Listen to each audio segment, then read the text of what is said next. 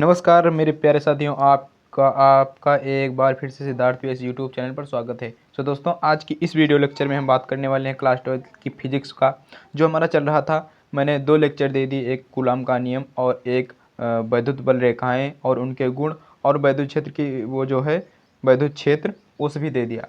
अब हमारा तीसरा लेक्चर है, किस पर है? तीसरा लेक्चर हमारा बनेगा, जो हमारा लेसन पहला था वैद्युत आवेश तथा क्षेत्र, उसका तीसरा लेक्चर है क्या है? बिंदु आवेश के कारण वैद्युत क्षेत्र की तीव्रता।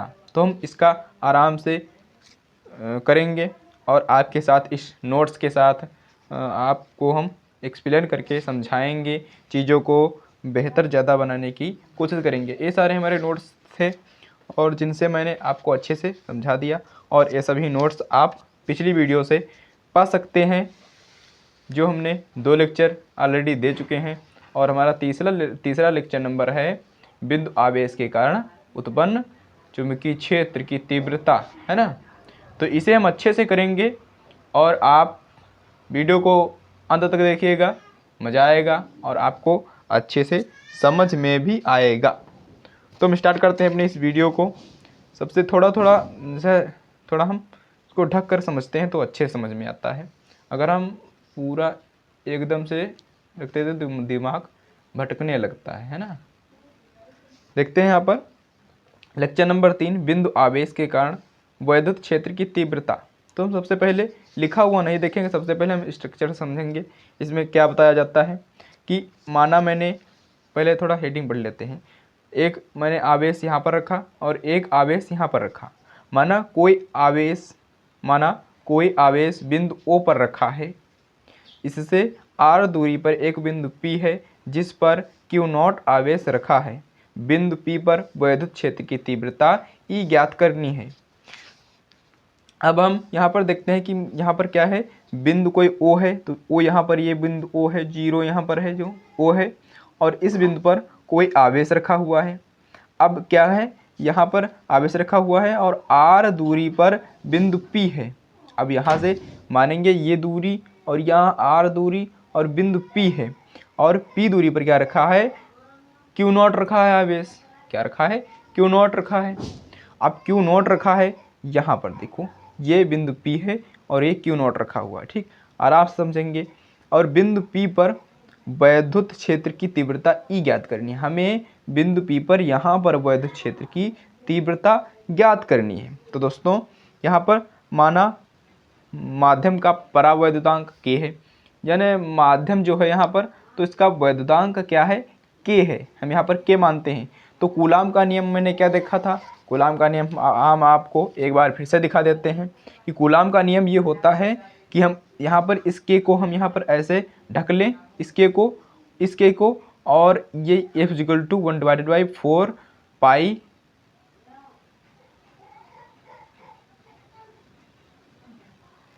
ε0, और K को हम यहाँ पर ढकेंगे, K को नहीं मानेंगे तो एक आवेश और दूसरा आवेश गुणे में होगा और उसके नीचे क्या होगा, पाई आर का स्क्वायर होगा। यानी कूलाम का नियम क्या कहता है कि माना कोई दो आवेश हैं और वो निम्नतम दूरी पर रखे हुए हैं, ठीक है। अब दोनों आवेशों के बीच में जो बल लगता है, प्रतिकर्षण लगे या आकर्षण लगे, जो भी बल लगता है उसके अनुक्रमानुपाती होता है, और जो दूरी होती है उनके बीच में उन दूरी के वर्ग के व्युत्क्रमानुपाती होता है। एक बार फिर से हम दिखा देते हैं आप लोगों को कूलाम का नियम। ये देखो कूलाम का नियम क्या कहता था कि दो स्थिर बिंदु आवेशों के बीच लगने वाला आकर्षण तथा प्रतिकर्षण बल आवेशों के गुणनफल के अनुक्रमानुपाती, यानी इसका गुणनफल और इसका गुणनफल अनुक्रमानुपाती होगा, तथा उनके बीच की दूरी के वर्ग के, ये r दूरी है, इसके वर्ग के व्युत्क्रमानुपाती होता है। व्युत्क्रमा में क्या होता है, व्युत्क्रमानुपाती में 1/, हो जाता है, मानी 1 के बटे में हो जाता है वही दूरी, और यहाँ पर चिन्ह वही रहता है, ठीक। तो समीकरण यहाँ पर बने थे, और समीकरण 1 और 2 को रखने पर हमारे पास क्या आया था, यहाँ पर ये देखो आ गया था, ये देखो आ गया था। तो K का मान यहाँ पर हमने क्या पुट किया था, 1/4 पाई ε0 K का मान होता है। और K का मान और क्या होता है, यहाँ पर इसका मान क्या होता है, 1/4 पाई ε0 का मान होता है 9 × 10⁹ न्यूटन मीटर स्क्वायर प्रति कूलाम स्क्वायर होता है।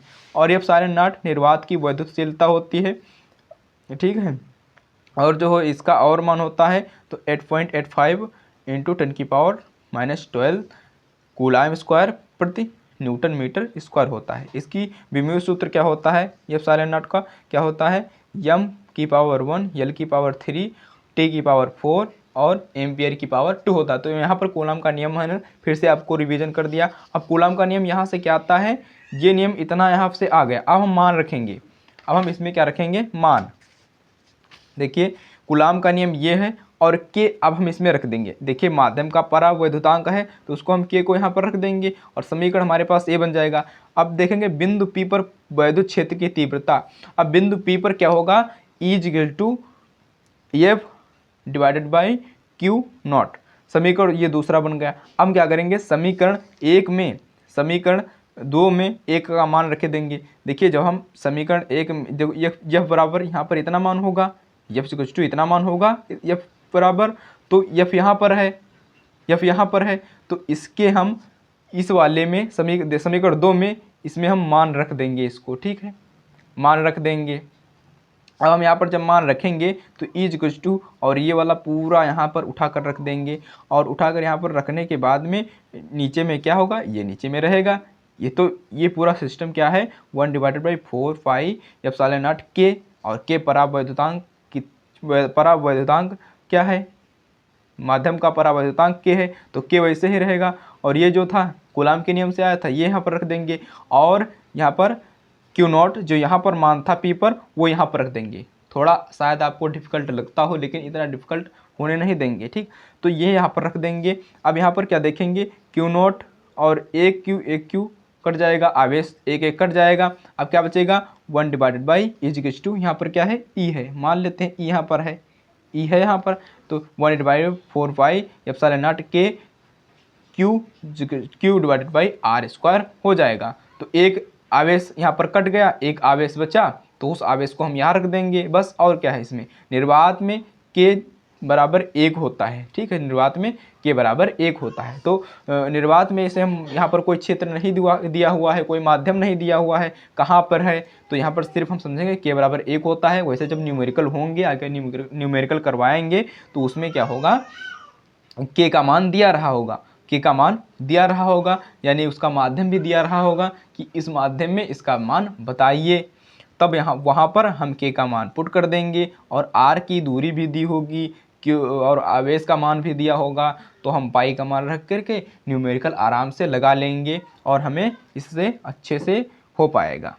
तो आपने पिछली वीडियो नहीं देखी तो 2 वीडियोज़ हैं, 4-4 5-5 मिनट की वीडियोज़ हैं, आप उन वीडियोज़ लेक्चर को देख लीजिएगा, अच्छे से समझ लीजिएगा और हम ऐसे ही चलते रहेंगे चैप्टर वाइज। और आपको घबराना नहीं है, डेली एक वीडियो आती है। अब तक 2 दिन गैप हुआ है, 2 दिन वीडियो नहीं आ पाई है, लेकिन आज वीडियो आ पाई है। तो कुछ प्रॉब्लम्स थी इसीलिए, लेकिन हम एक लेक्चर रोज़ करेंगे और थोड़ा थोड़ा करके, जब थोड़ा थोड़ा करके रोज़ हम ख़त्म करेंगे। अभी से टाइम तो बहुत है और हम आपको ऐसे ही नोट्स देते रहेंगे, ऐसे हम आप लोगों को नोट्स देते रहेंगे और परेशानी वाली कोई बात नहीं है। इस तरीके से नोट्स हमारे पास बनाए रखे हुए हैं, ये देखो नोट्स, सभी नोट्स आप लोगों को हम देंगे।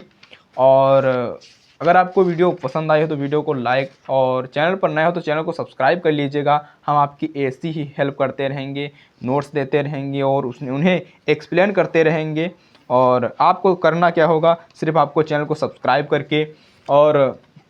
सब्सक्राइब करके लाइक कर दीजिएगा और उस सिद्धार्थ BS चैनल का, परिवार का क्या बन जाइएगा, हिस्सा बन जाइएगा। और जैसे ही वीडियो यहाँ पर अपलोड मैं करूँगा आपके पास वो वीडियो जल्द से पहुँच पाएंगी। उसकी घंटी भी बजा दीजिएगा और नोटिफिकेशन सारी अलाउ कर दीजिएगा। तो मिलते हैं किसी नेक्स्ट वीडियो लेक्चर में, तब तक के लिए जय Hind, Vande Mataram, good bye, take care.